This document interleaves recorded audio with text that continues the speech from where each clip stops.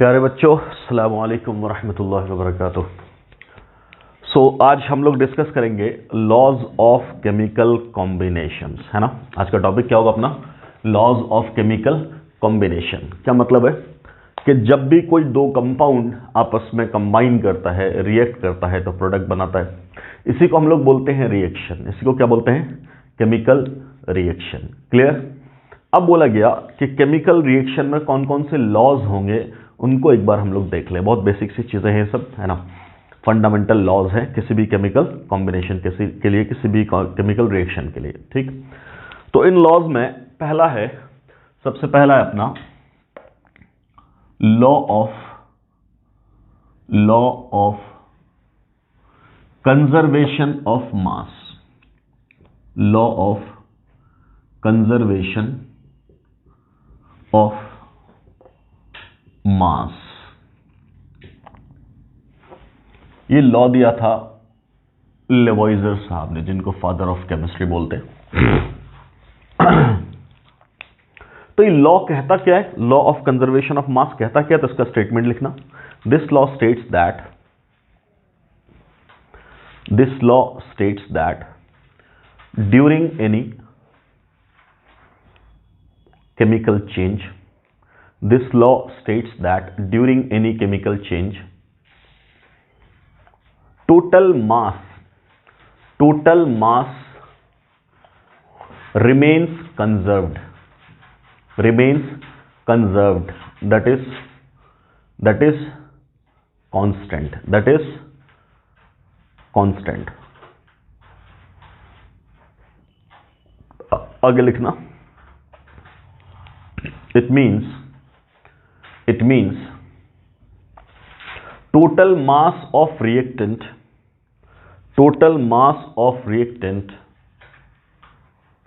will be equal to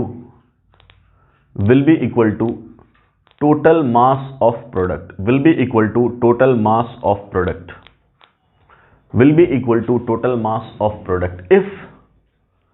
if reactant is completely converted into product. If reactant is completely converted into product, that is when efficiency of reaction is 100%. When efficiency of reaction is 100%.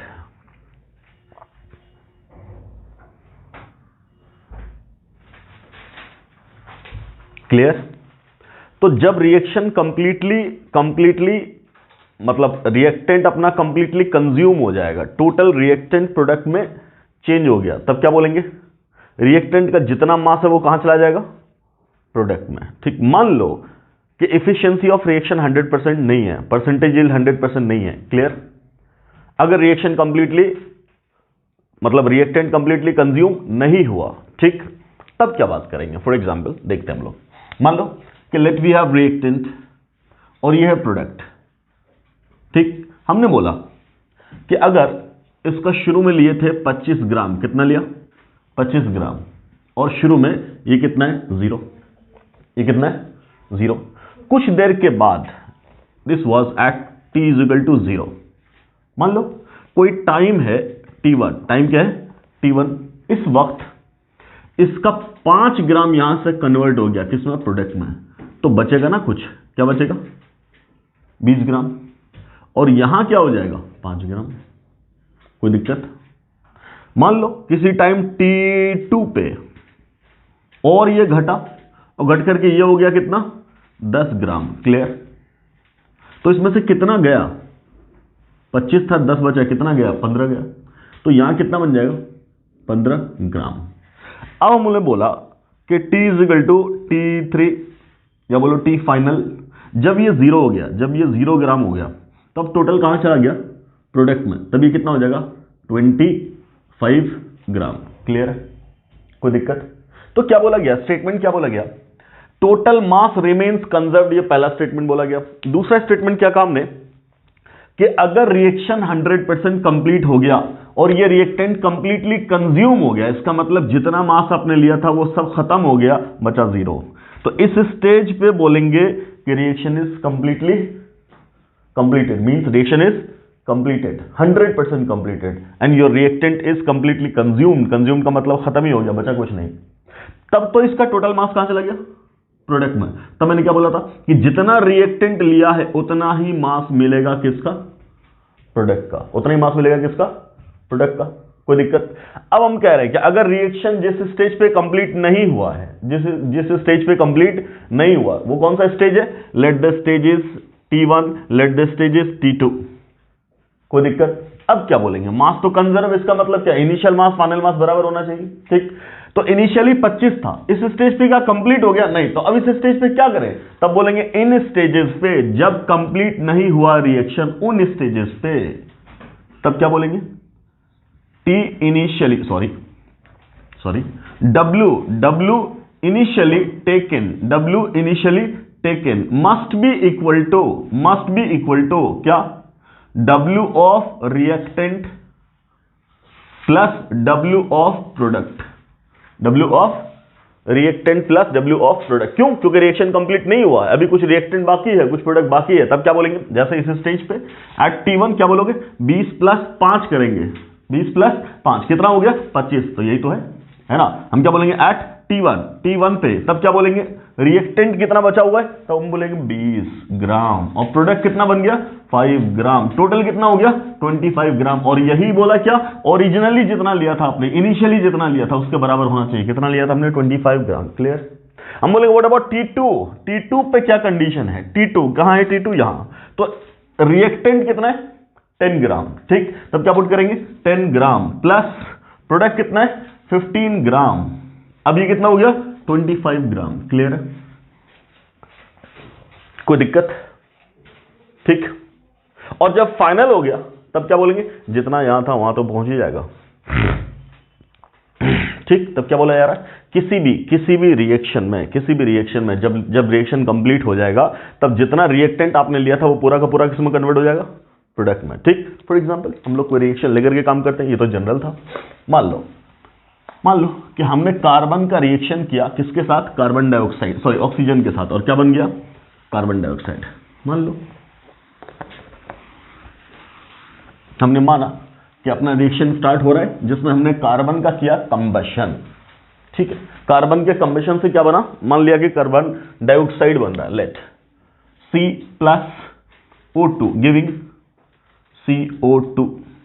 ठीक, अगर हमने इसका X ग्राम लिया और इसका Y ग्राम लिया, clear? तो initially तो ये बना कुछ नहीं ना, 0, अभी तो हमने लिया है। ठीक, अब बोला ये कब? T1 इजिकल टू 0 पे, और ये क्या? T2 is equal to T final पे। जब फाइनल का मतलब क्या? Reaction is complete. जब कंप्लीट हो जाएगा तो इसका क्या बचेगा? 0, और इसका क्या बचेगा? 0। क्लियर? कोई दिक्कत? तो इसका कितना बनेगा? तब क्या बोलेंगे? अगर ये reaction law of conservation of mass को फॉलो कर रहा है तब इसका कितना बनना चाहिए?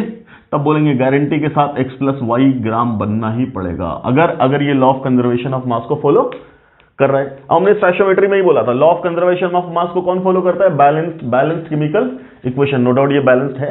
तो मान लो अब इसका हम एक्स वाई को छोड़ करके डेटा लेते हैं। मान लिया हमने कि लेट कार्बन, और यहां क्या? ऑक्सीजन, और ये बन गया क्या? Carbon dioxide. कोई दिक्कत?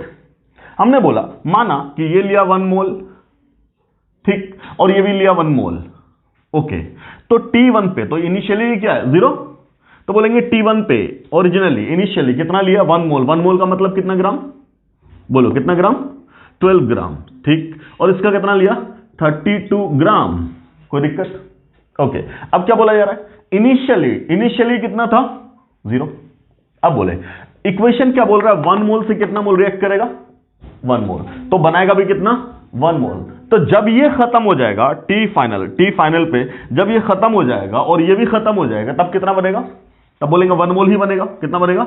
1 मोल बनेगा। और 1 मोल का मास कितना होगा कार्बन डाइऑक्साइड का? तो बोलेंगे 44। क्या बोलेंगे? 44 ग्राम। क्लियर? तो देखो यहां कितना था? 12, यहां कितना था? 32। दोनों को जोड़ दिया तो कितना मिल रहा है? 44 ग्राम मिल रहा है। कोई इश्यू है? कोई दिक्कत? क्या मिलेगा? 44 ग्राम। मान लो स्टोइकियोमेट्री हम चेंज कर दें, इसी का स्टोइकियोमेट्री चेंज कर दें, कोई दूसरा रिएक्शन ले लेते हैं। लेट हमने माना कि हाइड्रोजन और ऑक्सीजन ये दोनों रिएक्ट कर रहा और बना रहा वाटर। हाइड्रोजन और ऑक्सीजन रिएक्ट करके क्या बना रहा है? Water. Late H2 plus O2 और ये देता है आपको H2O। क्लियर? ओके। सबसे पहले क्या करना पड़ेगा? इसका बैलेंस करना पड़ेगा। तो बैलेंस कर दिया हमने, हाफ बैलेंस्ड। अब मान लो ये बोला कि साहब ये कितना 10 ग्राम, कितना ग्राम?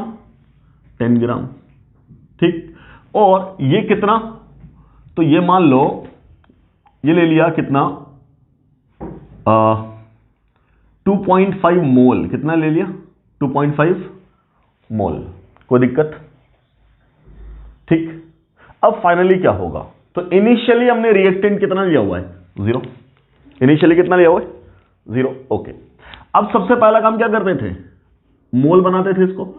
तो 10 ग्राम को मोल बनाएंगे तो नंबर ऑफ मोल हाइड्रोजन का कितना हो जाएगा? Given mass 10 divided by molar mass 2, कितना? 5। कितना मोल हो गया? 5। तो इनिशियली ये कितना मोल है? 5 मोल, ठीक। और यहां तो 2.5 मोल बोला हुआ है। क्लियर? अब क्या बोलेंगे? अब स्टोइचियोमेट्री बोल रहा है इसके 1 मोल से इसका कितना मोल रिएक्ट करेगा? कितना रिएक्ट करेगा? हाफ मोल, है ना? 1 से हाफ, तो 5 से 5 का हाफ, 5 का हाफ 2.5। इसका मतलब इनमें से दोनों का दोनों लिमिटिंग रिएजेंट है, दोनों का दोनों ही लिमिटिंग रिएजेंट, कोई बचेगा नहीं। जब कोई नहीं बचेगा तो ये 0 0। अब तुम चाहे इससे निकालो चाहे उससे निकालो, दोनों आंसर सेम आना है। ये 1 मोल से कितना मोल? 1 मोल। 1 से 1 तो 5 से कितना? 5 मोल बनेगा। कितना बनेगा? 5 मोल बनेगा। इससे ले लो तो हाफ से कितना बन रहा है? 1। तो 1 से कितना बनेगा? 2। तो 2.5 से कितना बनेगा? 5। दोनों से क्या मिल रहा है आंसर? 5। अब इस 5 का मास कितना आएगा? तब क्या बोलेंगे? इसका मोलर मास कितना? 18। 18 पंचे 90 ग्राम। कितना ग्राम?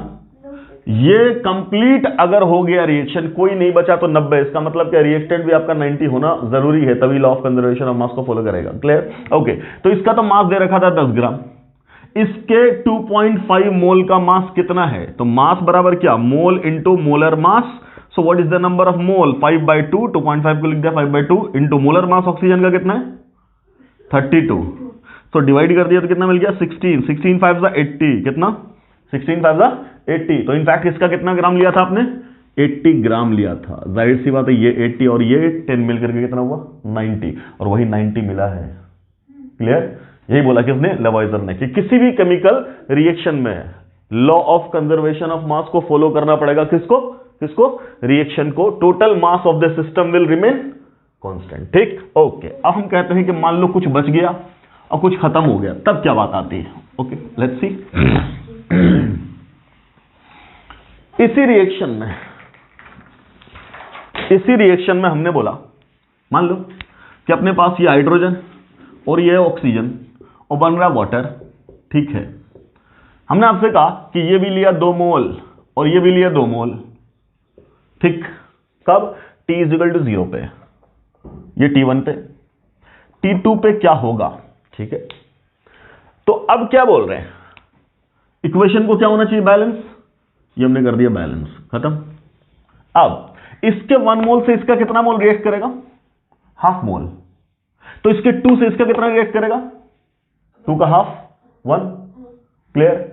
कोई दिक्कत? और है कितना ज्यादा? है कितना ज्यादा? याद है ना आपको लिमिटिंग रिएजेंट?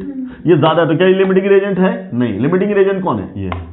लिमिटिंग रिएजेंट कौन है? ये है। क्लियर? अब तो इसका तो 0 होगा, खत्म, सब खत्म। इसका कितना बच जाएगा? तो बोलेंगे 1 मोल बच गया। कितना मोल कंज्यूम हुआ? 1 मोल कंज्यूम हुआ, 1 मोल बच गया। कोई दिक्कत? ओके। अब यही लिमिटिंग रिएजेंट है तो यही तो डिसाइड करेगा इसका अमाउंट। अब इसका अमाउंट डिसाइड नहीं करेगा because limiting reagent is this one. So 1 mole से कितना मोल? 1 मोल। तो गया कितना है? 2 मोल। तो बनेगा कितना? ये बन गया 2 मोल। ये कितना बन गया? 2 मोल। अब आराम से मास की बात करते हैं। इसका 2 मोल लिया था, मतलब मास कितना लिया था? तो बोलेंगे 4 ग्राम। इसके 2 मोल का मतलब कितना? 64 ग्राम ये लिया था। टोटल मास टेकन वाज 68 ग्राम। कितना लिया था आपने? 68 ग्राम वाज ओरिजिनली टेकन। यही तो कांस्टेंट होना चाहिए। अब आराम से, क्या तुम्हें यहां पे कितना मास मिला है? तब बोलेंगे 2 मोल मिला है। 2 मोल का मतलब मास कितना मिल गया? तो बोलेंगे 36 ग्राम मिला। क्या ये 64 36 बराबर हुआ? बोलेंगे नहीं। तो फिर लॉ ऑफ कंजर्वेशन ऑफ मास कहां गया? तब क्या बोलेंगे? ये मास कब इक्वल करते? जब ये पूरा खत्म हो जाता। क्या ये पूरा खत्म हुआ है? तब बोलेंगे रिएक्शन इज नॉट कंप्लीटेड। मतलब किस सेंस में कंप्लीट नहीं हुआ कि दोनों का दोनों रिएक्टेंट कंप्लीट खत्म नहीं हुआ, कंज्यूम नहीं हुआ। अगर दोनों खत्म हो जाता तब नहीं मिलाते वहां। अब क्या है, ये बचा है, इसका मतलब पक्का है इसका और इसका सम ओरिजिनल के बराबर आना चाहिए। इसका मास निकाल लो, इसका मास कितना मोल है, 1 मोल। 1 मोल का O2 का मास कितना हो जाएगा, 32। 30 मोलर मास 32 कितना, 32 ग्राम बच गया। 32 ग्राम बच गया। तो अब क्या बोलेंगे, जब जब रिएक्शन में कुछ बच जाए तब क्या बोलेंगे, ओरिजिनल टेकन मास किसके बराबर होगा, उस स्टेज पे रिएक्टेंट और प्रोडक्ट के मास के सम के बराबर। तो रिएक्टेंट का मास कितना 32 और प्रोडक्ट का मास कितना 36। इन दोनों को जोड़ेंगे तब कितना आ रहा है, 6 और 2 कितना 8 और 3 और 3 6 8, ये तो है 68 ग्राम। क्लियर। तब क्या बोला गया, अगर आपका रिएक्टेंट कंप्लीटली कंज्यूम हो जाए तब तो इनिशियल और फाइनल बराबर आएगा। रिएक्टेंट जितना लिए थे प्रोडक्ट जितना बना। लेकिन अगर कोई बच जाता है तब क्या बोलेंगे, तब उसका बचा हुआ अमाउंट भी गिनेंगे, तभी तो बोलेंगे कंज्यूम। क्या बोला गया, हर स्टेज पे मास बराबर होना चाहिए। तो इनिशियल स्टेज ये था कि जब रिएक्टेंट ही था प्रोडक्ट कुछ नहीं था, तो उन दोनों का मास जोड़ करके आया 68। एक स्टेज ऐसा आया जब ये बच गया, वो खत्म हो गया और ये बन गया, तो इन तीनों का मास सम मिला करके कितना होना चाहिए, इनिशियल के बराबर। तो इसका मास कितना आया 36, इसका कितना बचा 32 और उसका कितना है, खत्म हो गया, दोनों को जोड़ दिया तब कितना आया 68। क्लियर। इसका मतलब एक बैलेंस केमिकल इक्वेशन क्या फॉलो करता है, law of conservation of mass को follow. So this was in fact law of conservation of mass. कोई दिक्कत, अगला लॉ लिखिए।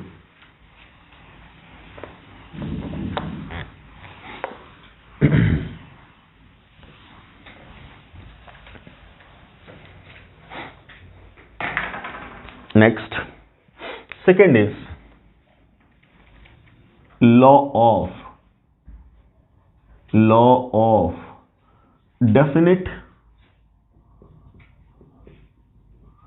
या इसी को बोलते हैं constant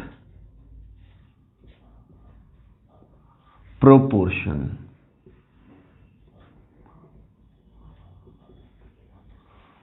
law of constant proportion कहिए या लॉ ऑफ डेफिनिट प्रोपोर्शन कहिए, दोनों एक ही बात है। क्लियर। अब ये लॉ क्या कहता है, ये लॉ ऐसा बोलता है कि जब भी कोई कंपाउंड आपको मिले, उस कंपाउंड में जो डिफरेंट एलिमेंट हैं उनका रेशियो, मास का रेशियो हमेशा क्या मिलेगा, कांस्टेंट। क्या मतलब है, क्या मतलब है, लिख लो, पहले स्टेटमेंट लिखो। This law states that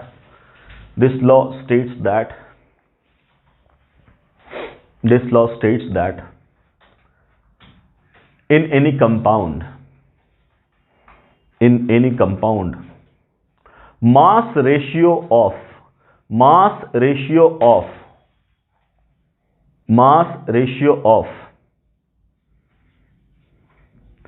different elements mass ratio of different elements must be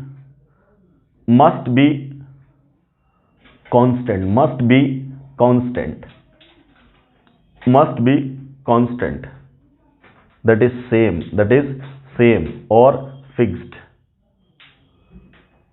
irrespective of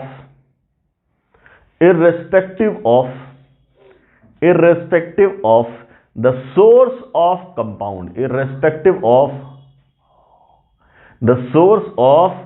compound, कहीं से भी वो कंपाउंड बने, उस कंपाउंड में जो डिफरेंट एलिमेंट है उनके मास का रेशियो क्या होना है, फिक्स होना है। क्लियर। फॉर एग्जांपल हमने बोला ये है अपना मान लो ये है अपना H2O, late we have H2O ऐसा। इसमें क्या क्या है, तो बोलेंगे हाइड्रोजन है और क्या है, ऑक्सीजन है। तो अगर हम बोलें तो इसमें हाइड्रोजन कितना है, 1 मोल अगर वाटर है तो इसमें हाइड्रोजन कितना है, 2 मोल है ना, और ऑक्सीजन कितना है, तब बोलेंगे 1 मोल। क्लियर। ठीक। अब बोला जा रहा है मास का रेशियो निकालना आपका, किसका, हाइड्रोजन और ऑक्सीजन का। ठीक है, तो 2 मोल का मास बराबर कितना होगा, मास ऑफ हाइड्रोजन कितना लोगे, बोलो 2, है ना, gram. Mass of hydrogen 2 gram. Clear?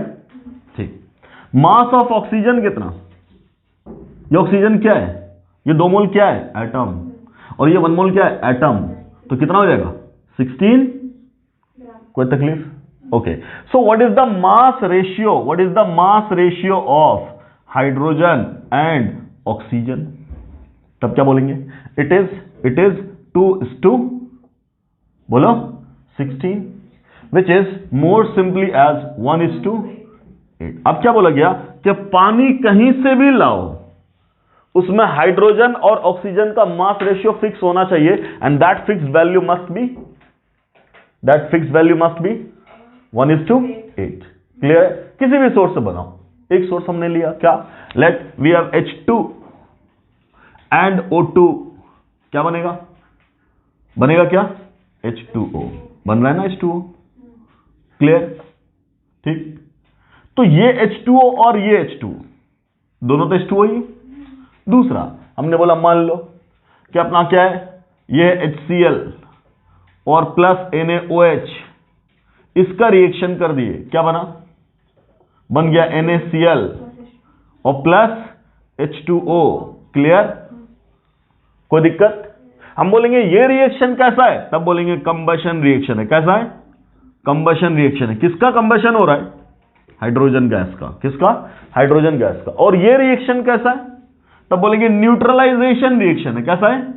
Neutralisation reaction है। किसका न्यूट्रलाइजेशन हो रहा है, तो बोलेंगे एसिड का और बेस का। वाटर यहां भी बन रहा है, वाटर यहां भी बन रहा है। क्या सोर्स ऑफ वाटर बदल गया? बदला कि नहीं? मुझे बताओ, क्या वाटर का सोर्स जब बदल गया तो इसमें जो वाटर मिला और इसमें जो वाटर मिला, क्या वो डिफरेंट है? बोलेंगे नहीं, दोनों सेम है। तो इसमें हाइड्रोजन कितना है? 2 एटम। कितना है? 2 एटम। और ऑक्सीजन कितना है? बोलो, 2 एटम हाइड्रोजन और 1 एटम, बोलिए, ऑक्सीजन। और यहां 2 हाइड्रोजन एटम है ना, और 1 ऑक्सीजन एटम। बोलेंगे कि नहीं बोलेंगे? कोई दिक्कत? तो मास रेशियो यहां क्या आएगा? 2/16। यहां भी क्या आएगा? 2/16। तो क्या यही फिक्स्ड वैल्यू 1:8 दोनों जगह नहीं है? यहां भी 1:8 और यहां भी 1:8। तो क्या बोलेंगे? What ever be the source of water, what ever be the source of water, अगर वो प्योर वाटर है, तब हम क्या बोलेंगे? तब क्या बोलेंगे? दोनों का मास रेशियो क्या होना चाहिए? फिक्स्ड। दोनों का मास रेशियो क्या होना चाहिए? फिक्स्ड। क्लियर? तो एक कंपाउंड की खूबी क्या है? किसी कंपाउंड की खूबी क्या है कि वो लॉ ऑफ डेफिनेट प्रोपोर्शन को फॉलो कर रहा है। जैसे वाटर की पहचान क्या है? तो वाटर की सिर्फ ये पहचान नहीं है कि उसमें हाइड्रोजन और ऑक्सीजन के ही एलिमेंट होंगे। हाइड्रोजन और ऑक्सीजन का एलिमेंट तो हाइड्रोजन पेरोक्साइड में भी होता है, बट क्या उसको वाटर बोल देंगे? बोलेंगे नहीं। क्यों? क्योंकि वो उसका मास रेशियो क्या होगा? अलग। अगर वाटर है, सो व्हाट इज द कंडीशन कि उसके अंदर एटम किसके किसके होने चाहिए? हाइड्रोजन और ऑक्सीजन के, पहली बात। और हाइड्रोजन और ऑक्सीजन का मास रेशियो क्या होना चाहिए? 1:2। अगर इन दोनों बात को फॉलो कर दिया तो वो वाटर है। तो फिर वो क्या है? वाटर है। क्लियर?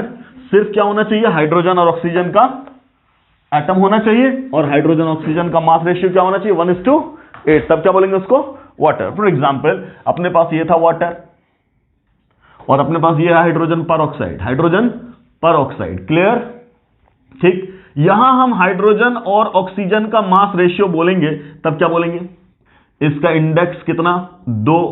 ठीक। इसका एटॉमिक मास कितना? बोलो, 1 डिवाइडेड बाय इसका इंडेक्स कितना?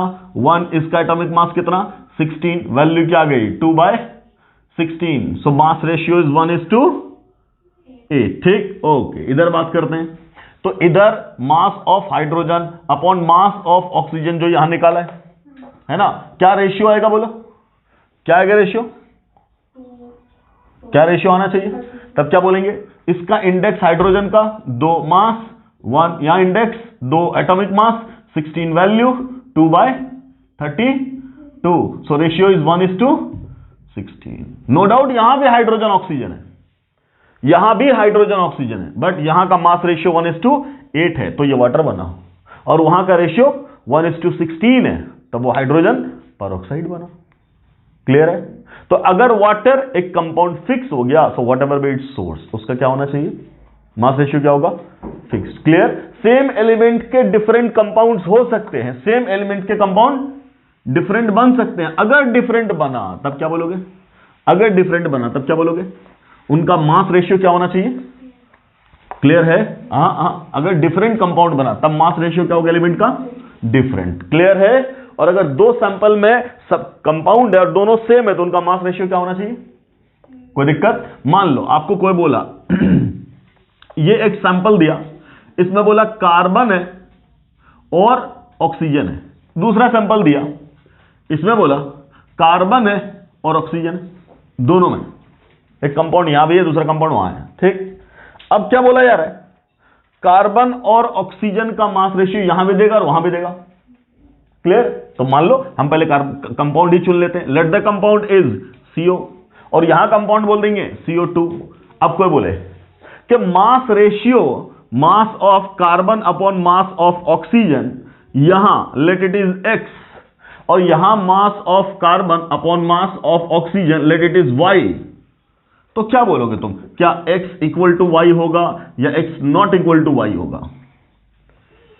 बोलिए कौन सा? तब क्या बोलेंगे? पहले कंपाउंड चेक कर लेंगे। तो कंपाउंड क्या है? कंपाउंड क्या है? डिफरेंट। ये कार्बन मोनोऑक्साइड और ये कार्बन डाइऑक्साइड, कंपाउंड्स डिफरेंट है तो उनका मास रेशियो कभी भी बराबर हो ही नहीं सकता। तो ये बात तो गलत है, ये बात सही हो जाएगी।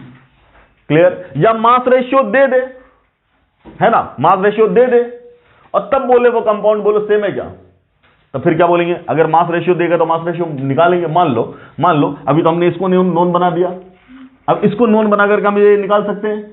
तो वैल्यू कितनी हो जाएगी? कार्बन का एक एटम तो 12, ऑक्सीजन का एक एटम तो 16। What is the mass ratio? 4 × 12, 4 × 4 16, 3:4। कोई दिक्कत? यहां बात कर रहे हैं तो यहां क्या कह देंगे? कार्बन का 12, ऑक्सीजन का 32, तो वैल्यू कितनी हो गई? 3:8, 3:। कोई दिक्कत?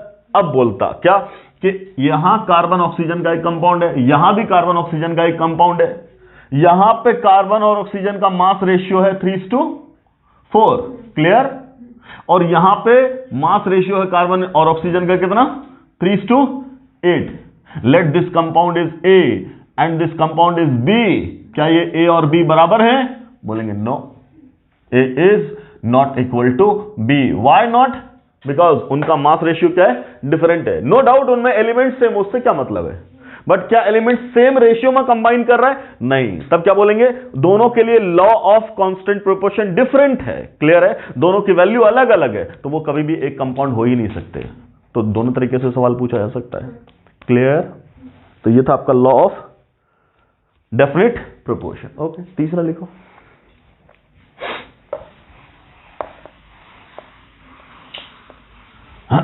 Third one is law of multiple proportion.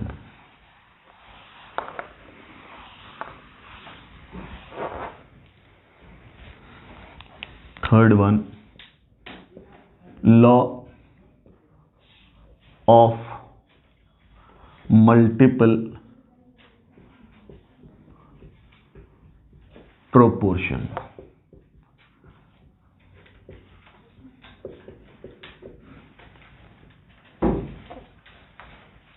लिखिएगा, स्टेटमेंट लिखो। This law states that, this law states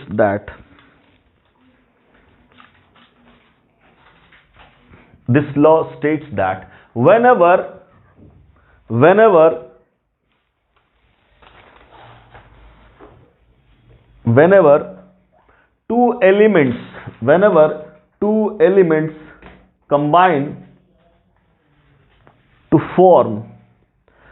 two elements combine to form two different compounds, whenever two elements combine to form two different compounds, then the different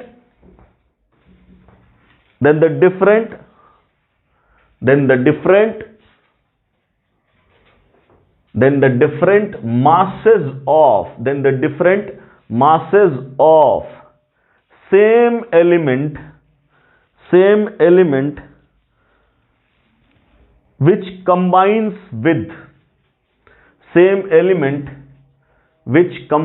with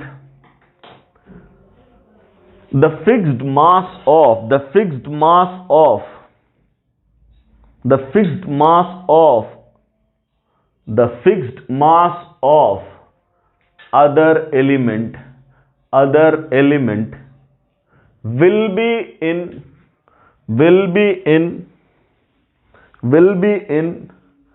simple ratio always, will be in simple ratio always. Clear है? क्या बोल रहा है statement? कि जब भी दो element मिलकर के एक से ज्यादा कंपाउंड बनाएंगे, let the element is carbon and oxygen. अभी हम लोगों ने बोला था CO2 और CO। मान लो कि इस दोनों ने मिलकर के एक कंपाउंड बनाया CO। क्या बनाया? C+O2 मिलकर के क्या बना दिया? Carbon monoxide. ऐसा, ठीक। दूसरा, कार्बन प्लस ऑक्सीजन मिलकर के क्या बना दिया? Carbon dioxide. एक कंपाउंड क्या है? CO। दूसरा कंपाउंड क्या है? CO2। कोई दिक्कत? क्लियर? ठीक है। अब इसको हम और सिंपल लिखना चाहें तब क्या बोलेंगे? कार्बन का एक एटम ऑक्सीजन के एक एटम के साथ मिलकर के ही तो CO बना रहा है, और कार्बन का एक एटम ऑक्सीजन के दो एटम के साथ मिलकर के CO2 बना रहा है। यस और नो? क्लियर? अब आराम से, यहां एक एटम है तो इसका मास कितना है? 12। ऑक्सीजन का मास कितना है? 16। कोई दिक्कत? 12 ग्राम 16 ग्राम 1 मोल मान लिया। यहां कार्बन का मास कितना है बेटा? 12 ग्राम। और ऑक्सीजन का मास कितना है? 32 ग्राम। क्लियर? अब बोला गया, हाँ, वाह वाह, शाबाश। अब क्या बोला गया? अब यह बोला गया कि एक एलिमेंट का जो फिक्स्ड मास है ना, एक एलिमेंट का जो फिक्स्ड मास है, ठीक, कार्बन का मास यहां भी 12 और कार्बन का मास यहां भी 12। कोई दिक्कत? क्या ये फिक्स मास है कार्बन का? वो दूसरे एलिमेंट के डिफरेंट मास के साथ रिएक्शन कर रहा है। क्लियर है? तो इसका कितना ग्राम? 16 ग्राम। और उसका कितना ग्राम? वहां ऑक्सीजन का कितना ग्राम? 32 ग्राम। तो यही तो अभी बोला क्या, कि different masses of one element which combines with different masses of one element which combines with fixed mass of different element will be always in simple ratio. Clear? Fixed mass किसका है? कार्बन का। Different mass किसका है? Oxygen का। तो oxygen का जो different mass है ना, वो किस रेशियो में होगा? सिंपल रेशियो में। यहां कितना है? 16 और वहां कितना है? 32। So what will be the ratio? कितना बोलेंगे? 1:2। क्लियर है? यही बोला, ये बोलता है लॉ ऑफ मल्टीपल प्रोपोर्शन। क्या बोलता है? Law of multiple proportion. क्या बोल रहा है? कि जब भी दो एलिमेंट मिलकर के एक से ज्यादा कंपाउंड बनाएंगे, ठीक, तो जो एक एलिमेंट का डिफरेंट मास ले रहे हैं हम लोग, है ना, दूसरे एलिमेंट के फिक्स्ड मास के साथ रिएक्शन करने के लिए, तो जिसका डिफरेंट मास लिया वो डिफरेंट मास किस रेशियो में होगा? सिंपल रेशियो में होगा। That is called law of multiple proportion. Clear? ठीक, इसी को अप्लाई कर दो दूसरे भी कंपाउंड पे। मान लो हमने बोला कि हाइड्रोजन और ऑक्सीजन मिलकर के, अभी हम लोगों ने बोला था क्या बनाया था? हाइड्रोजन पेरोक्साइड भी बनाया और वाटर भी बनाया। तो हम लोग देखेंगे अभी क्या होता है। मान लो, let we have second example. ये हाइड्रोजन है और ऑक्सीजन है, इसने मिलके एक कंपाउंड बनाया H2O। क्या बनाया? और दूसरा कंपाउंड बनाया H2O2। क्लियर? ओके। तब क्या बोलेंगे? ये कैसे बना होगा? तब बोलेंगे दो एटम हाइड्रोजन का और एक एटम ऑक्सीजन का। यहां दो एटम हाइड्रोजन का और दो एटम ऑक्सीजन का। क्लियर? अगर हम एटॉमिक लेवल पे लेंगे तो AMU में बात करेंगे, मोलर लेवल पे ले लेंगे तो ग्राम में बात करेंगे। क्लियर? तो मान लो हमने बोला कि 2 मोल हाइड्रोजन 1 मोल ऑक्सीजन के साथ रिएक्ट करता है, तो वहां 2 मोल हाइड्रोजन 2 मोल ऑक्सीजन के साथ रिएक्ट करता है। ठीक, ओके। इसका मास कितना? 2 × 1 कितना ग्राम? 2 ग्राम। क्लियर? और इसका मास कितना? 1 × 16, तो कितना बोलेंगे? 16 ग्राम। क्लियर? ओके। यहां क्या बोल रहे? 2 × 1 अगेन कितना ग्राम? 2 ग्राम। और यहां कितना? 2 × 16 32 ग्राम। अब बोलो क्या बोला जा रहा है? क्या बोला जा रहा है? कि ये जो डिफरेंट वैल्यूज है, कौन? 16 ग्राम और 32 ग्राम, किसका? ऑक्सीजन का। जो एक फिक्स वैल्यू से कंबाइन कर रहा है, यहां 16 ग्राम 2 से, वहां 32 ग्राम 2 से, तो ये वैल्यू तो फिक्स है, हाइड्रोजन की वैल्यू तो फिक्स है। क्या बोला, ये दोनों क्या होना चाहिए, एक फिक्स रेशियो में होना चाहिए। क्या होना चाहिए, सिंपल रेशियो में होना चाहिए। क्लियर? तब क्या बोलेंगे, मास ऑफ कौन सा, ऑक्सीजन, किसमें, बोलो H2O में, divided by mass of oxygen किसमें, H2O2 में, must be in simple ratio. क्या यहां 16 और वहां कितने 32, so the value is 1:2। This is called law of multiple proportion. Note करो, law of multiple proportion.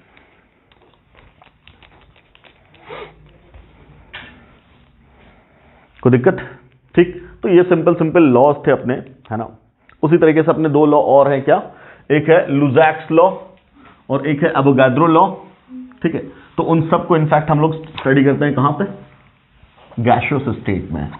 Avogadro law क्या बोलेगा, अगर टेम्परेचर और प्रेशर कांस्टेंट है ना, तो इक्वल नंबर ऑफ मॉलिक्यूल का वॉल्यूम इक्वल होगा। क्या बोला यार, equal number of molecules will occupy equal volume. और नंबर ऑफ मॉलिक्यूल्स क्या निकाल देते हैं, mole is directly proportional to number और number is directly proportional to mole. तो क्या बोलेंगे, सेम मोल का वॉल्यूम सेम होगा whatever be the nature of gas, जिसके ऊपर बहुत ज्यादा चर्चा होती है कहां, गैसियस स्टेट में, रियल गैस, आइडियल गैस, वो सब बातें वहां होती है। तो यहां को फायदे नहीं इसको डिस्कस करने से, है ना।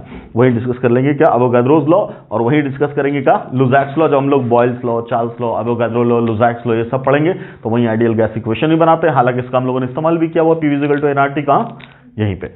ठीक, तो ये अपना सिंपल लॉ था। अब हम लोग डिस्कस क्या कर रहे थे प्रीवियस लेक्चर में हम लोग डिस्कस कर रहे थे स्टोइचियोमेट्री। क्या कर रहे थे, स्टोइचियोमेट्री, है ना।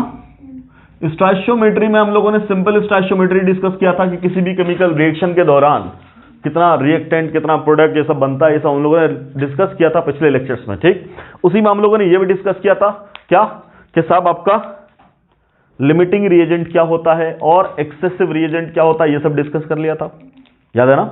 ठीक, अब यहां पे एक और चीज आती है, दैट इज परसेंटेज यील्ड। क्या आता है, परसेंटेज यील्ड या एफिशिएंसी ऑफ रिएक्शन, जो अभी हम लोगों ने बात की थी, एफिशिएंसी ऑफ रिएक्शन 100% या 100 से कम। क्लियर? तो जरा एफिशिएंसी ऑफ रिएक्शन की बात करेंगे या परसेंटेज यील्ड की बात करेंगे, तब देखो क्या बोलते हैं उसको, लिखो जरा, नेक्स्ट लिखना,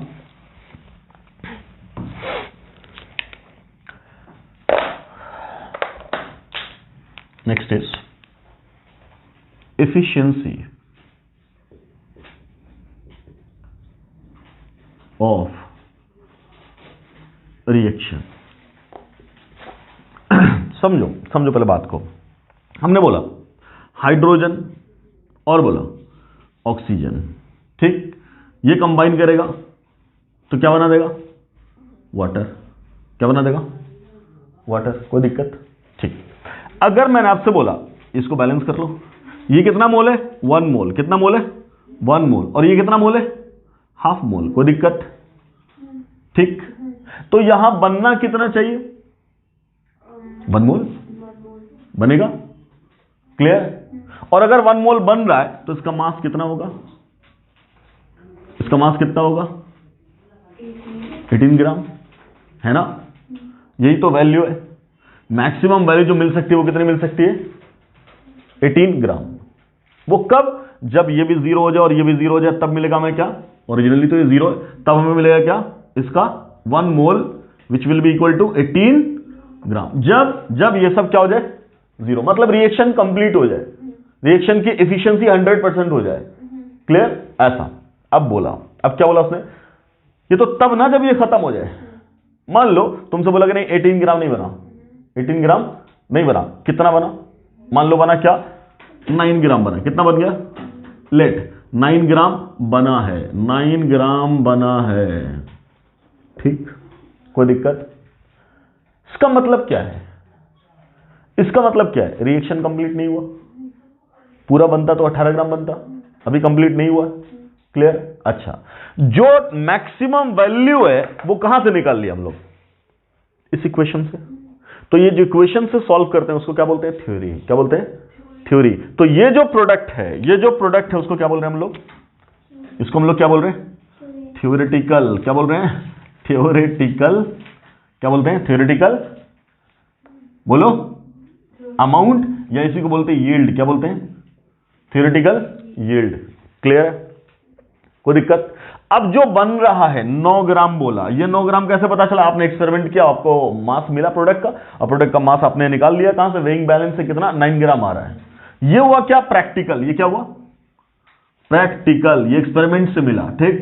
ये थ्योरी की बात हो रही है, ये प्रैक्टिकल यील्ड, या इसी को बोलेंगे एक्चुअल यील्ड। क्या बोलेंगे? और एक्चुअल यील्ड। क्या बोल रहे हैं इसी को? Actual yield. ये दो अलग अलग चीजें हैं, ठीक। कोई दिक्कत? अब बोल रहा है क्या कि एफिशिएंसी ऑफ रिएक्शन या परसेंटेज यील्ड का मतलब क्या होता है? क्या मतलब है? अब क्या मतलब है कि एक्चुअल में कितना मिला। क्या बोला जा रहा है? एक्चुअल में कितना मिला। क्या बोलेंगे इसको? Actual yield. यील्ड का मतलब कितना अमाउंट मिलता है, ठीक। या थ्योरेटिकल यील्ड डिवाइडेड बाय, ये क्या है? एक्चुअल। एक्चुअल किसको बोल रहे हैं? एक्सपेरिमेंटल को। क्लियर? या प्रैक्टिकल को। कोई दिक्कत? ठीक। ये है ऊपर क्या? एक्चुअल यील्ड डिवाइडेड बाय क्या? डिवाइडेड बाय क्या? जो आपने सोचा था, जो आपकी थ्योरी ने बोला, जो आपके पेन पेपर ने बोला, उसको बोलते हैं क्या? थ्योरेटिकल। उसको क्या बोलते हैं?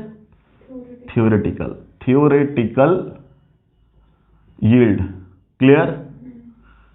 Into 100 into 100। कोई दिक्कत? परसेंटेज निकालना है तो 100 में, ठीक। इनफैक्ट क्या किया आपने? आपने ये कहा अच्छा 18 ग्राम बनना था, तो बना कितना? 9 ग्राम, है ना। तो परसेंटेज बोलेगा तो आप क्या बोलोगे? 18 में कितना बना? 9। तो 1 में कितना बना होगा? तब बोलेंगे 9/18।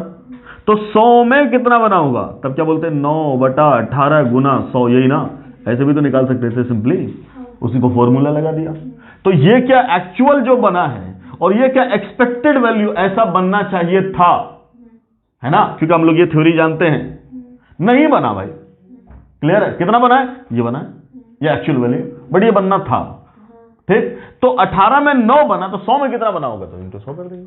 Clear? So this is called formula for percentage yield या एफिशिएंसी ऑफ रिएक्शन। तो मान लो यहां क्या आया तुम्हारा, ये वैल्यू निकालोगे तो कितना है? 9 दूना 18, और यहां से कट गया, कितना मिल गया? 50। 50% बोलोगे ना, ये क्या मिलेगा? 50%। ये 50% का मतलब क्या हुआ? परसेंटेज यील्ड कितना है? 50। या एफिशिएंसी ऑफ रिएक्शन कितना है? 50। क्या ये efficiency of reaction less than 100 है? लेस देन 100% है ना। तो 100% एफिशिएंसी का मतलब अभी हम लोगों ने क्या बोला था?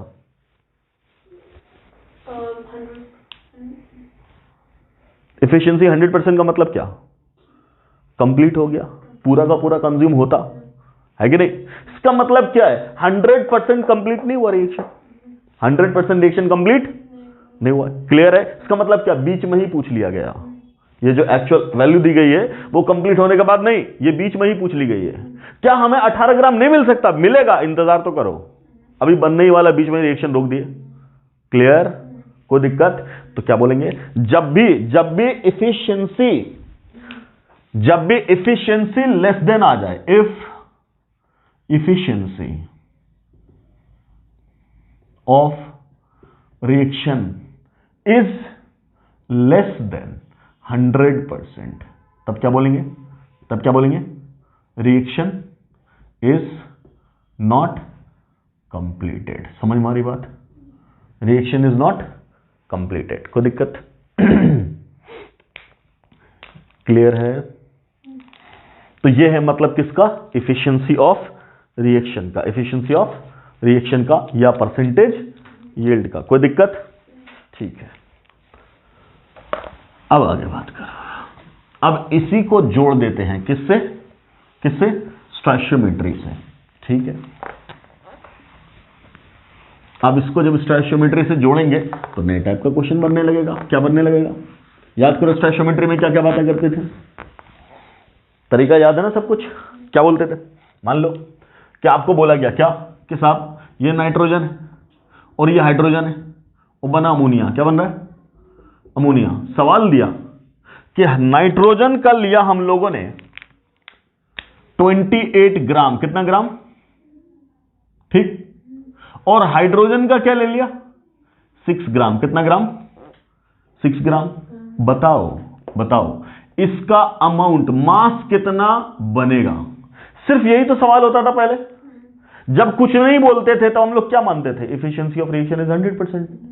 कंप्लीट होने के बाद ना पूछ रहा है, अब बोलेगा मास बताओ, if efficiency of reaction is 50% only. अगर सिर्फ 50% है तब तो पहले हम क्या करेंगे, 100% के लिए निकाल लेंगे, बाद में उसको क्या 50% उसका निकाल देंगे। बोलो यस और नो। ठीक, तो क्या करते थे ऐसे काम में, सबसे पहला काम क्या होता था, गिवन मास को किस में कन्वर्ट करते थे, मोल में।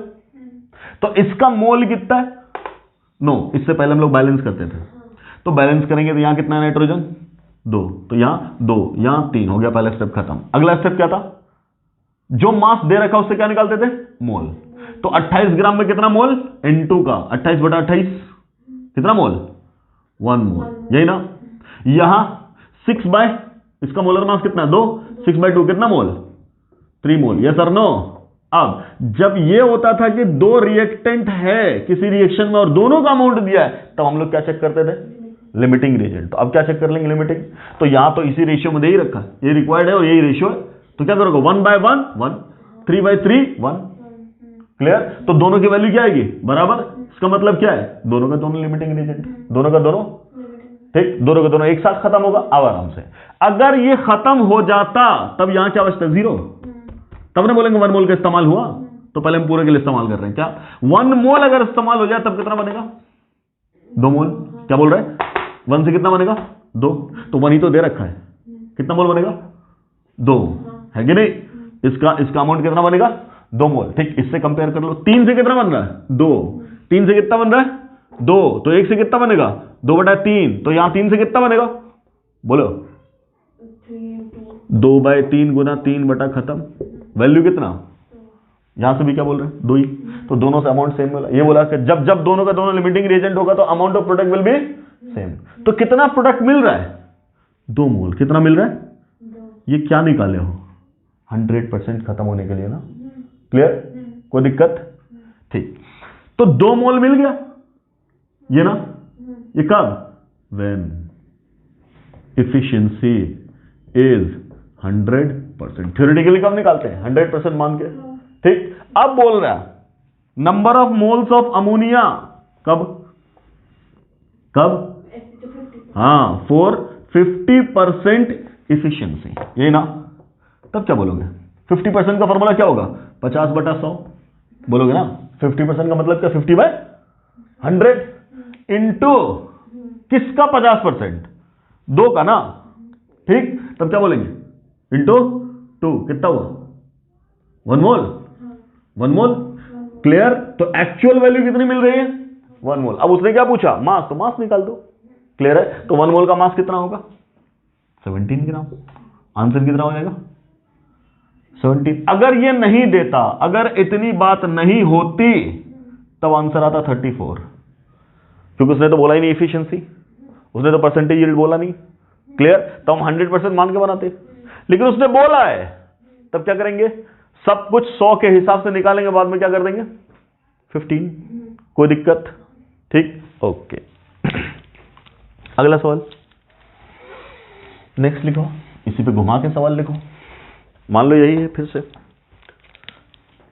नाइट्रोजन, हाइड्रोजन, अमोनिया बन रहा है बेटा। ये दिया 2 मोल और ये दे दिया 3 मोल, सॉरी 6 मोल। क्या दिया, 6 मोल। कोई दिक्कत, एक दिया 2 मोल और दूसरा दिया 6 मोल। क्लियर, बोलिए कोई प्रॉब्लम। ठीक, अब बोल रहा है आपसे क्या, अब क्या बोल रहा है कि यहां जो बना है वो बना है कितना, ओनली 3 मोल बना है। कितना बना, 3 मोल। अब आपको प्रोडक्ट भी दे दिया। ठीक, आपसे पूछा व्हाट इज परसेंटेज यील्ड, ये बताओ परसेंटेज यील्ड कितना है। तो यहां परसेंटेज यील्ड देकर के एक्चुअल प्रोडक्ट पूछा और अब एक्चुअल प्रोडक्ट देकर के परसेंटेज यील्ड पूछ दिया। काम तो सारा वैसे ही करेंगे, करो जल्दी फटाफट।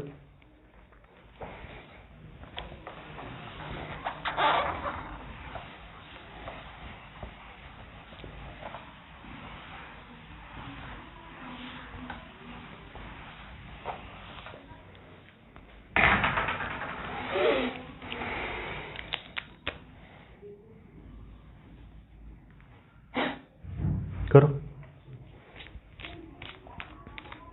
तो परसेंटेज यील्ड का फॉर्मूला क्या था? परसेंटेज यील्ड का फॉर्मूला क्या था? हाँ, है ना, yield actual divided by yield theoretical into 100, यही ना। अब यील्ड में चाहे तुम मोल निकालो चाहे मास निकालो, फर्क क्या पड़ रहा है उससे, है ना। अगर तुम मास निकालो ऊपर भी मोलर मास, नीचे भी मोलर मास कट जाएगा, ठीक। तो चाहे मोल के टर्म्स में आंसर दो चाहे मास के टर्म्स में आंसर दो, कोई दिक्कत नहीं। ओके, अब यहां लगाते हैं बात। ये बोला 2 मोल, ये बोला 6 मोल। पहली बात, रिएक्शन मस्ट बी बैलेंस्ड। यहां कर दिया 2, यहां कर दिया 3, खत्म। अब बोलो, अब क्या निकालना था? Limiting regent. तो यहां क्या करोगे शॉर्टकट में? 2/1 वैल्यू 2, और यहां क्या करते थे? 6/3 वैल्यू 2। क्या ये दोनों वैल्यू बराबर आ गई? अब इसका काम खत्म। इसका मतलब दोनों का दोनों लिमिटिंग रीजेंट है, दोनों का दोनों लिमिटिंग रीजेंट है, कोई दिक्कत, ठीक। अब बोलेंगे किसी के हिसाब से आंसर निकाल सकते हैं। हमने मान लो इसके हिसाब से निकाला, तब क्या बोल रहा है? 1 मोल से कितना मोल? 2 मोल, है ना। कितना दे रखा है? 2 मोल, ठीक। तो 2 से कितना बनेगा? 4, सीधा सीधा, है कि नहीं। तो थ्योरेटिकल यील्ड कितना आया? 4 आया कि नहीं आया? पुट कर दो वहां वैल्यू, क्या हो जाएगा? परसेंटेज यील्ड क्या हो जाएगा बोलो? थ्योरेटिकल यील्ड कितना है? 4 मोल, ठीक। और यहां क्या बोला है? एक्चुअल कितना है? एक्चुअल कितना है? 3 इंटू कितना? 100, वैल्यू हो गई कितना? 25। आंसर 75%, कोई दिक्कत, ठीक। सो परसेंटेज यील्ड और efficiency of the reaction will be 75%। Any doubt? कोई दिक्कत है, ठीक। इस तरीके से सवाल डिफरेंट बनाया जा सकता है। अच्छा, इसी में अगली बात क्या कि अभी तो एक स्टेप में रिएक्शन चल रहा था ना। अभी क्या चल रहा था? एक स्टेप में रिएक्शन, ठीक है, सिंपल रिएक्शन था। अब इसी में क्या बोलेगा कि एक से ज्यादा स्टेप में भी तो रिएक्शन हो सकता है ना। एक से ज्यादा स्टेप में भी रिएक्शन हो सकता है। क्या कहने का मतलब? मान लो कि उसने बात किया कि लेट हमने ए से बनाया क्या? बी, ठीक। और बी से बना दिया क्या? सी। और सी से बना दिया क्या? डी,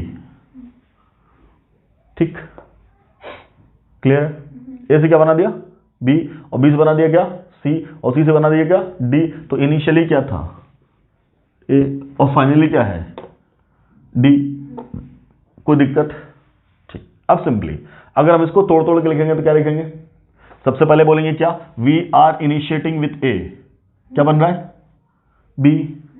सबसे पहले हम बी निकाल लेंगे, ठीक। अब बी को बनाएंगे रिएक्टेंट अगले रिएक्शन के लिए, क्लियर। और प्रोडक्ट बनेगा क्या?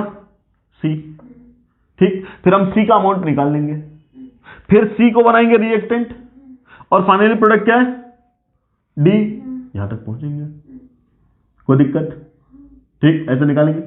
मान लो हमने आपसे कहा यही स्टोइचियोमेट्री है, 1 1 1 1 कोएफिशिएंट लगा हुआ हर तरफ, ठीक।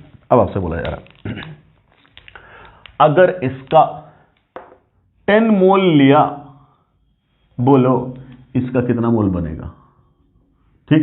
सवाल 2 तरीके से। पहला, इफ परसेंटेज, या यूं बोलो efficiency is 100%, if efficiency is 40%। ऐसा 2 टाइप का सवाल है। तो पहले हम क्या कर देंगे? 100 मान के काम करेंगे, फिर क्या कर देंगे? 40 मान करके काम कर देंगे। तो शुरू कहां से करेंगे? 10 मोल से, है ना। ए का कितना मोल लिया? 10, ठीक। अगर हम बोल रहे ये 10 मोल लिया तो इनिशियली तो ये 0 था। क्लियर? अब हमने बोला 100% मान लिया, तो ये क्या हो जाएगा 0, तो ये कितना होगा 10 मोल। कोई दिक्कत? सबका एफिशिएंसी हमने माना 100, वहां बोला सबका एफिशिएंसी 40, ऐसा कर देंगे, मतलब एक फाइनल लेंगे तब। ठीक, तो पहले हम सबका क्या निकाल दें 100% के अकॉर्डिंग। ओके, तो अब 10 था तो क्या बन जाएगा सीधा सीधा 10। ठीक, ओके। अब यही 10 तो यहां मौजूद है, तो इनिशियली इसका कितना होना है अब इस रिएक्शन के लिए 10 मोल, तो फाइनली ये हो गया 0, तो ये कितना 10 मोल बनेगा, बनेगा ना। क्लियर? तो जो ये बना है वही तो यहां मौजूद है। क्लियर? फिर बोल रहे हैं, तो यही फाइनली क्या बचेगा, बनेगा। क्लियर? डी का आंसर कितना आएगा 10 मोल। आंसर कितना आएगा 10 मोल। ओके, एक कंडीशन में, पहली कंडीशन में जब 100% है तब आंसर कितना आया 10। ओके, अब आराम से दूसरा कंडीशन 40%, तो सबका 40% मान लो, ऐसा भी हो सकता है सबका वेरी करा सकता है। मान लिया उसने बोला इसका भी 40%, इसका भी 40%, इसका भी 40%, उसकी मर्जी है, सवाल में कुछ भी बदल दे वो। ये हो सकता है कि ऐसा बोल दे ये 100%, ये 40, ये 80, या ये 40, ये 30, ये 80, या ये 50, ये 100, ये 200, मतलब 40, कुछ भी। It depends on the examiner. Clear है? हमने माना कि सबका सब क्या है 40% है। ठीक, अब हम 40% के हिसाब से निकाल देंगे। Do it. क्या बोलेंगे सबसे पहला काम? सबसे पहला काम क्या करेंगे बोलो? पहला स्टेप देखेंगे। ठीक है, पहले स्टेप में क्या काम करेंगे बोलिए? पहले स्टेप में क्या काम करेंगे? ओके सर, ये 10 है। ठीक, अगर 1 से कोएफिशिएंट सबका बराबर, तो बोल रहे 1 से कितना मिलना था 1, तो 10 से कितना मिलना था 10, बट मिलेगा नहीं, मिलेगा कितना 40%। ओके, इसका 40% निकाल दो, 40/100 कितना हुआ, 2 0 खत्म। ये ना कितना एक्चुअल मिला 4, ये ना मिला 4 मोल मिला। तो 4 मोल से ही तो कहानी यहां स्टार्ट होगी। यहां जो आप अपनी बात शुरू करोगे वो कहां से स्टार्ट करोगे, जो मिला वही तो इसमें कन्वर्ट होना है। कितना मोल 4 मोल से बात स्टार्ट होगी। ठीक, ओके। जब ये खत्म हो जाएगा बेटा तो ये कुछ मिलेगा। तो अगर 100% मिलता तब कितना मिलता 4, तब कितना मिलता, क्या 100% रिएक्शन का एफिशिएंसी नहीं, कितना, तो इसका 40% कितना हो जाएगा, कितना हो जाएगा बोलो 0.16 कितना हो जाएगा 0.16 क्या मोल। क्लियर? ओके, तो एक्चुअल में सी कितना मिला है अभी 0.16 मोल। क्लियर? अच्छा, अब बोल रहे उसी को तो यहां काम शुरू कराओगे 0.16 मोल से। तो अब अगर C1 होता तब कितना मिल रहा है 1, तो 100% के लिए तो ये बोलेंगे ना 0.16 से कितना 0.16 ही मिलता, बट फिर 40% है, तब क्या बोल देंगे इसका 40%। क्लियर? तब क्या बोलोगे, एक 0 से एक 0 गया, 16 चौके 64। ठीक, तो क्या हो जाएगा 0.64 तो ऊपर रहा और नीचे फिर क्या रहा 10, so it will be 0.064 gram and this will be the answer. Clear? तो अगर बोल रहे थ्रू आउट 40% है हर स्टेप का, तब तुम यहां क्या बोलते, तब क्या बोलते 0.064 gram, this will be your answer. Clear? ठीक, तो इसको बोलते हैं हम लोग क्या सीक्वेंशियल रिएक्शन। वो सीक्वेंशियल रिएक्शन का एफिशिएंसी 100% भी बोल सकता है, उस सीक्वेंशियल रिएक्शन का एफिशिएंसी क्या कर सकता है वो वेरी भी करा सकता है। क्लियर है? सो नेक्स्ट क्लास में इस पर हम लोग और भी प्रॉब्लम्स देखेंगे, इसको वेरी करवा के कहीं 40% कहीं 30%, तब क्या मिलता है। क्लियर? ठीक, चलिए तो आज अपना लेक्चर यही होता खत्म। सो नेक्स्ट क्लास में हम लोग आगे बढ़ते हैं। Thanks for watching the video. अस्सलाम वालेकुम।